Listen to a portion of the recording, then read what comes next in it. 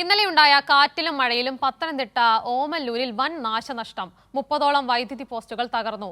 10 വീടുകളുടെ മുകളിൽ മരം വീണു. 70 വർഷം പഴക്കമുള്ള ആൽമരം കടപുഴകി വീണ ക്ഷേത്രത്തിന്റെ ആനക്കൊട്ടിലും തകർന്നു. ഇപ്പോൾ വിവരങ്ങളുമായി സുജു ടി ബാബു കൂടിച്ചേരുന്നു. സുജു, കഴിഞ്ഞ ദിവസങ്ങളിലൊക്കെ ചൂട് വർദ്ധിച്ച സാഹചര്യത്തിന് ശേഷം ഇപ്പോൾ മഴ ഒരു ആശ്വാസമായിരുന്നു. എന്നാൽ ഇത് നാശനഷ്ടങ്ങളെയും കൂടി എത്തുന്ന ഒരു സാഹചര്യമാണ്. പലയിടങ്ങളിലും വൻ നാശനഷ്ടങ്ങളാണ് മഴയെ തുടർന്ന് ഉണ്ടാകുന്നത്. ഇപ്പോൾ പത്തനംതിട്ടയിലും മഴയെ തുടർന്ന് നാശനഷ്ടങ്ങൾ ഉണ്ടായിട്ടുണ്ട്. എന്തൊക്കെയാണ് വിവരങ്ങൾ?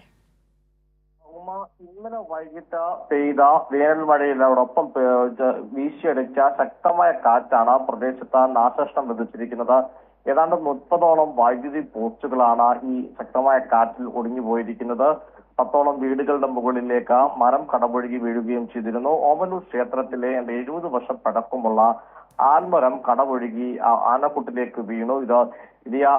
ഇത്തരത്തിൽ വിവിധ മേഖലയിലാണ് ഈ ഓമല്ലൂരിൽ നാശനഷ്ടം ഉണ്ടായിരിക്കുന്നത്. പലപ്പോഴും ഗതാഗത തടസ്സവും രൂക്ഷമാവുകയും ചെയ്തിരുന്നു. എന്നാൽ പത്തനംതിട്ടയിൽ നിന്നും അടൂരിൽ നിന്നൊക്കെയുള്ള അഗ്നിരക്ഷാസേന സേനയുടെ യൂണിറ്റുകൾ കൃത്യസമയത്ത് എത്തുകയും മരങ്ങൾ മുറിച്ചു മാറ്റി ഗതാഗത തടസ്സം ഒഴിവാക്കുകയും ചെയ്തിരുന്നു. മാത്രമല്ല KCBയും കൃത്യമായി ഇക്കാര്യങ്ങളിലൊക്കെ മേൽനോട്ടം വഹിക്കുകയും അവരുടെയായി ജോലി എടുക്കുകയും വൈദ്യുതി ബന്ധവും പുനഃസ്ഥാപിക്കാനും സാധിച്ചിട്ടുണ്ട്. ശരി, സുജു ടി ബാബു ആണ് വിവരങ്ങളുമായി ചേർന്നത്.